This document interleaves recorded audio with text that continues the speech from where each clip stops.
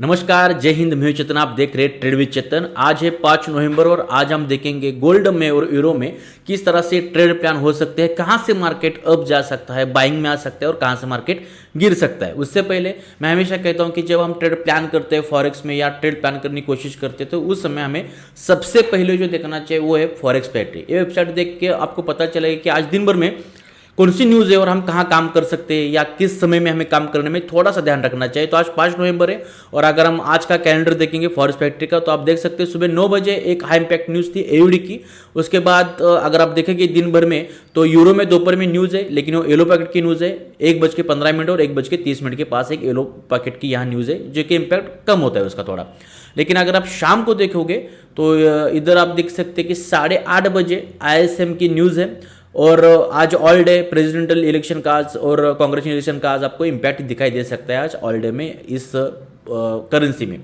तो सबसे ध्यान देने वाली बात यह है कि अगर हम देखेंगे तो अभी USA के जो रिजल्ट ये चल रहे इलेक्शन चल रहे उनका 5 नवंबर मतलब आज उनके वोटिंग है जो कि हमारे इंडियन टाइम के हिसाब से शाम 4:30 बजे वोटिंग शुरू होगी और कल बुधवार को सुबह 10:30 बजे तक वो वोटिंग शुरू रहेगी और उसका जो रिजल्ट है वो गुरुवार को हमें शाम तक पता चल जाएगा। तो ये 2-3 दिन जो है आज कल और परसों ये बहुत इंपॉर्टेंट रहने वाले हैं, खास करके फॉरेक्स फैक्ट्री के लिए और USD के पेयर में अगर आप काम करते हो तो उसके लिए खास इंपॉर्टेंट रहने वाले हैं क्योंकि हाई वॉलेटिलिटी इसमें दिखाई दे सकती है।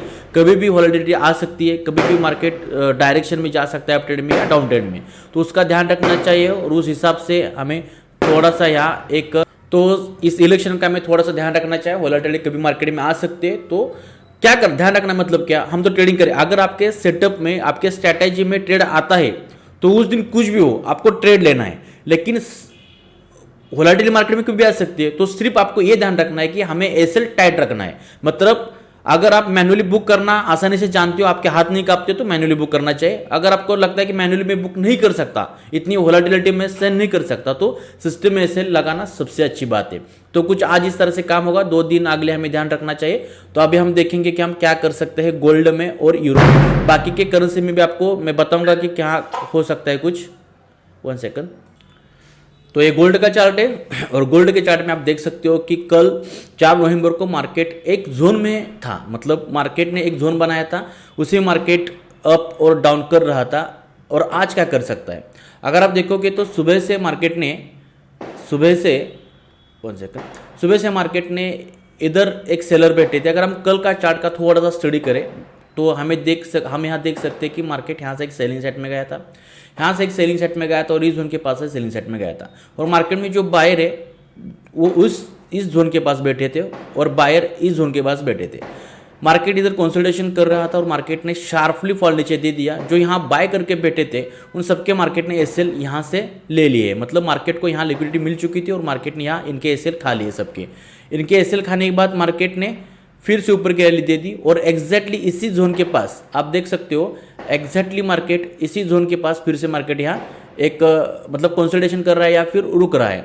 तो हम किस तरह से ट्रेड बना सकते हैं अगर आप देखोगे तो अगर हमें बाय साइड में जाना है तो जो ये जोन अभी दिखाई दे रहा है आपको, अगर आपकी कोई स्ट्रैटेजी हो तो मैं इसलिए बता रहा हूँ, मैं कहाँ काम करने वाला हूँ ये भी, हालांकि पोजीशन आपके सामने ही है मेरी, लेकिन मैं आपको कहाँ कुछ क्या बाय करने वाला हूँ और कहाँ सेल करने वाला हूँ मैं बताऊँगा। लेकिन अगर आपकी कोई प्रॉपर स्ट्रैटेजी है बाय करने की तो मुझे लगता है कि जब तक ये जोन मार्केट का 2735 से लेकर 38 तक ये ब्रेक नहीं करता उससे पहले बाय साइड में जाना मुझे थोड़ा सा रिस्की लग रहा है। इसके बाद आप बाय साइड में जा सकते हो, फिर उसके बाद मार्केट ऊपर के 2 लेवल दिखाई दे सकता है। अगर आप सेल साइड में जाना चाहते हो तो वही बात है, फिर ये जो जोन बना चुका है इस जोन को मार्केट को ब्रेक करने दीजिए, 2735 या 34 को ब्रेक करने दीजिए, उसके बाद आप सेल साइड में जा सकते हो। अगर एग्जैक्टली मार्केट जहाँ खड़ा है उधर से अगर पोजीशन मतलब हम बनाएंगे तो कुछ इस तरह से बनाएंगे। मैं कहाँ काम करने वाला हूँ, अगर आप मेरे वीडियो देखोगे पहले तो मैं पहले से ट्रेड प्लान करके रखता हूँ। ये मेरी स्ट्रैटेजी है डेली मेथड नाम की, जिसे मैंने पिछले 2 साल से टेस्ट किया है, अच्छी तरह से वर्क करती है, रिजल्ट अच्छा है। आप मेरे पिछले जाके वीडियो देख सकते हो आप इंस्टाग्राम पे शॉर्ट फॉर्म में और यूट्यूब पे मैं थोड़ा सा उसका डिटेल बताता हूँ क्योंकि समझ में आ जाए आपके, ठीक है। अगर मार्केट यहाँ से ऊपर जाता है कुछ इस तरह से, जो सेलर यहाँ बैठे हुए ये फिर से एक्टिव हो जाएंगे और अच्छी लेवल है इस लेवल के पास मार्केट एक फिर से 2750 से लेके 52 के पास से मार्केट फिर से एक सेलिंग सेट में जा सकता है। और उसका जो एसएल होगा और टारगेट होगा ये दोनों मैंने आपके सामने यहाँ मतलब यहाँ लगा के रखे हुए हैं, आप देख सकते हो।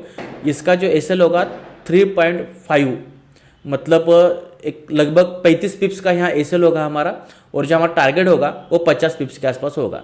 और हमारा पहला टारगेट होगा 2743 का।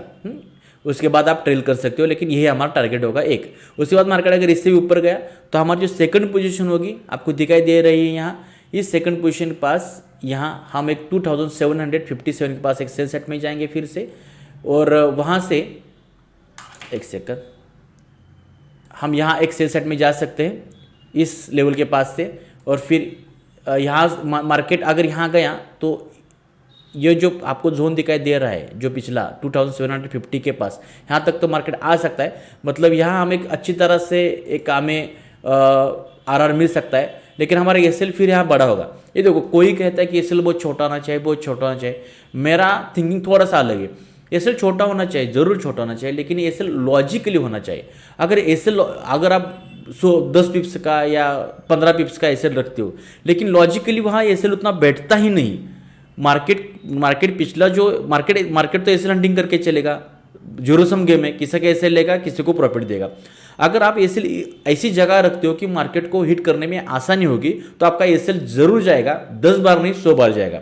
लेकिन आप दिन भर में सिर्फ 1-2 ही ट्रेड प्लान करते हो और अच्छी तरह से लेना जानते हो, तो मुझे लगता है कि थोड़ा एसएल बड़ा होगा तो चलेगा, लेकिन वो लॉजिकली होना चाहिए। अगर बहुत बड़ा होता है तो वो ट्रेड ही मत लीजिए, नेक्स्ट ट्रेड का या नेक्स्ट प्लान का इंतजार कीजिए। अगर एसएल बड़ा होता है तो 2 बात आप कर सकते हो, एक तो आप वो ट्रेड ही मत लीजिए, नेक्स्ट ट्रेड का या नेक्स्ट प्लान का आपका इंतजार कीजिए। अगर ट्रेड बड़ा होता है तो आपके पास दूसरा रास्ता है, क्वांटिटी साइज या लॉट साइज आप उसे कम कर सकते हो। अगर लॉट साइज कम की तो आपको डर नहीं लगेगा। हम लॉट साइज बड़ी रखना चाहते हैं, ऊपर में एसएल कम रखना चाहते हैं, तो मुझे लगता है शक्य नहीं है वो। अगर आपको एसएल रखना है तो मुझे लगता है लॉजिकल होना चाहिए। मार्केट का अगर आपका ऐसे हिट करता है तो मार्केट किसी को नहीं छोड़ने वाला, इस तरह से एसएल होना चाहिए कि अगर मार्केट आपका ऐसे हिट करता है तो मार्केट फिर किसी की बात की नहीं सुनने वाला, मार्केट हर एक ऐसे हिट करने वाला है। इस जगह इस लेवल तक आपका एसएल का स्टडी होना चाहिए, मुझे ऐसे लगता है। मतलब ऐसे हिट कर दिया तो फिर मार्केट में किसी का एसएल नहीं छोड़ना, मतलब मार्केट को नहीं छोड़ना चाहिए। इस तरह से एसएल आप मैनेज कर सकते हो। और आरआर उस हिसाब से, अगर आपकी एक्यूरेसी बहुत अच्छी है, विन रेशियो अच्छा है तो 1:1 में आप काम कर सकते हो। लेकिन आपकी एक्यूरेसी 60% से या 50% से बहुत कम है, 50% तो मिनिमम होनी चाहिए, लेकिन ये 50 या 60 उससे कम है तो आपका विन रेशियो आरआर आपका 1:2 या 1:1.5 से ऊपर ही होनी चाहिए, ठीक है। और हमारा तीसरा टेल प्लान होगा जो आपको दिखाई दे रहा है इस जोन के पास। ये इलेक्शन है ना यूएसए के, उसमें बहुत इंपैक्ट डाल सकता है मार्केट, लेकिन देखेंगे हम। और यहाँ से हम सेल सेट में जा सकते हैं। ये हो गया हमारे ऊपर की सेल सेट में हम कहाँ बैठेंगे अगर मार्केट ऊपर गया तो। और हम नीचे क्या कर सकते हैं हम देखेंगे। अब इधर मार्केट अगर यहाँ से नीचे आने लगा, जो कि हालांकि मैंने आपको बताया था कि इस जोन के पास से जहाँ मार्केट अभी खड़ा हुआ है उस जोन मार्केट का बहुत इंपॉर्टेंट है। मार्केट यहाँ से फिर से नीचे आ सकता है या दिन भर इधर ऐसे कंसोलिडेशन कर सकता है। मार्केट यहाँ से नीचे आ गया तो ये जो जोन आपको दिखाई दे रहा है 2710 से लेके 12 तक, यहाँ से एक बाय साइड में हम जा सकते हैं। इसका मैंने पोजीशन यहाँ बनाई रखी हुई है। और यहाँ से मार्केट नीचे आ गया तो ये 2700 के पास से मार्केट फिर से एक बाय साइड में जा सकता है। इसके हम पोजीशन देखेंगे तो क्या क्या है। यहाँ हमारा एसएल लगेगा लगभग 30 पिप्स का, और हम टारगेट यहाँ अचीव कर सकते हैं 70 पिप्स का। और जो नीचे की लेवल है यहाँ भी 30 पिप के आसपास लगभग हमारा एसएल होगा, और टारगेट हमारा यहाँ भी होगा 70 पिप्स का। तो कुछ इस तरह से काम गोल्ड में हो सकते हैं। अगर आप कहोगे हमारे तो 4-5 ट्रेड बन रहे हैं, मार्केट एक तो ऊपर जाएगा या नीचे जाएगा, मार्केट दोनों तरफ नहीं जा सकता। जिस तरफ जाएगा उस तरफ के ट्रेड हमारे एक्टिव हो गए। और मैं ट्रेड का मेरे रूल क्या होता है वो मैंने अलग से वीडियो बनाया है, मेरे यूट्यूब के प्लेलिस्ट में है, आप जाके देख सकते हो। और ये लास्ट पेयर में आपके साथ शेयर करने वाला हूँ, यही यूरो की। मैं सिर्फ 5 पेयर में काम करता हूँ। अगर मार्केट कल का अगर मार्केट का स्टडी करोगे तो एक गैप अप मार्केट ओपन कर दिया, गैप अप के बाद मार्केट सीधा ऊपर जाने लगा। फिर एक जोन था मार्केट का, इस लेवल के पास से मार्केट ने अच्छी सेलिंग दे दी। हालांकि ये सेलर बैठे थे, इनको यहाँ उड़ा दिया मार्केट ने और अच्छे सेलर मार्केट में बैठ गए। यहाँ बायर थे अच्छी तरह से और यहाँ बायर थे। इस बायर को मार्केट ने कंप्लीट मार्केट ने मार दिया, उसके बाद मार्केट ऊपर गया। अभी जो बायर का जो जोन था बहुत अच्छा एक लेवल थी, सपोर्ट था, इस सपोर्ट के पास ही मार्केट अब मतलब जोन क्रिएट कर रहा है। अब मार्केट लिक्विडिटी बना रहा है बहुत ही अच्छा, वो यहाँ बायर सेलर बहुत ही अच्छे तरह से भरे पड़े हुए। अब किसको मार्केट मारेगा, किसकी मार्केट एल लगाएगा, ये अब वक्त ही बताएगा। लेकिन हम यहाँ इस जोन के पास बिल्कुल ट्रेड में घुसना, सेल सेट में बाय सेट में वो खतरे से कम नहीं है। रुकना चाहिए, अपने लेवल तक मार्केट आने का इंतजार करना चाहिए। अगर मार्केट ने इसे ब्रेक कर दिया तो यहाँ से बाहर बैठे इनके मार्केट खाने की शुरुआत करेगा और एक पोजीशन यहाँ बन सकती है बाय सेट में, यहाँ से मार्केट ऊपर जा सकता है और दूसरी पोजीशन मार्केट की कुछ इस तरह से यहाँ बन सकती है। अब ये लेवल कौन सी है और किस तरह से यहाँ हमारा ये बनेगा हम देखते हैं। हमारा रिस्क रिवॉर्ड रेशियो बैठ सकता है। इस सेल के पास 68 पॉइंट्स का हम ये सेल रखेंगे और जो हमारा टारगेट होगा लगभग 168 का, मतलब 1:2.5 का रेशियो यहाँ मिल सकता है आसानी से। और मार्केट नीचे आ गया, वही बात है, 70 पॉइंट का यहाँ एसएल लग सकता है और टारगेट हम लगभग 1:2 का यहाँ ले सकते हैं। और मार्केट यहाँ से ऊपर आ गया तो ये एक लेवल है। ये देखो यहाँ एसएल है ना थोड़ा बड़ा बन सकता है। मैंने फिर से वही बात बताता हूँ, एसएल बड़ा जहाँ बनता है ऐसा दिखता है, एक तो ट्रेड मत लीजिए या कम क्लॉट से लीजिए, लेकिन एसएल लॉजिकली होना चाहिए। जैसे हम टारगेट लॉजिकली करते हैं ना, टारगेट 1 टारगेट 2, वैसे एसएल भी लॉजिकली होने चाहिए। एसएल छोटा रखने के चक्कर में एसएल ही ज़्यादा जाते हैं और ट्रेड ज़्यादा हो जाते हैं। फिर हम बोलते हैं हम स्कैल्पिंग करते हैं, 10-20 ट्रेड तो मतलब कॉमन बात है, लेकिन 10-20 ट्रेड से कुछ होने वाला नहीं है। 1-2 ट्रेड में आप अच्छा प्रॉफिट निकाल सकते हो, ठीक है। तो यहाँ से एक सेल सेट में हम जा सकते हैं, ये होगा। और यहाँ हमारा जो रिस्क रिवॉर्ड रेशियो बन सकता है वो है 60 पॉइंट का हमारा एसएल होगा और इसके बदले में रिवार्ड 1:2 के आसपास मिलेगा। और आखिरी में आपको ट्रेड आपके साथ शेयर करने जा रहा हूँ वो है ये जो लेवल है, ये रेड लाइन का आपको दिखाई दे रही है। अगर मार्केट यहाँ अच्छी तरह से मिल गया और प्राइस एक्शन के साथ मिल गया तो यहाँ से मार्केट 100%, यहाँ से मार्केट 100% सेल सेट में जाएगा, जा सकता है। ये मेरा प्रेडिक्शन है, मार्केट है, मार्केट से ऊपर में कुछ भी कर सकता है। लेकिन मैं यहाँ ट्रेड 100% लूँगा और यहाँ से मार्केट नीचे जाने की संभावना मुझे सबसे ज़्यादा दिख रही है। तो देखते हैं क्या होता है। तो इसी तरह से मेरे चैनल को फॉलो कीजिए, और भी अच्छे अच्छे कंटेंट लाने की कोशिश करूँगा, लेकिन फॉलोअर्स थोड़े से अपने बढ़ने चाहिए, उसके बाद कंटेंट लाने की अच्छी कोशिश करूँगा। मेरे इंस्टाग्राम पे अगर आप शॉर्ट में इसकी पोजीशन देखना चाहते हो इंस्टाग्राम पे देख सकते हो। टेलीग्राम चैनल को फॉलो कीजिए, इसके स्क्रीनशॉट आपको वहाँ मिल जाएंगे तो आपको एक्जैक्टली पोजीशन पता चलेगी। तो देखते रहे trade with Chetan. Thank you.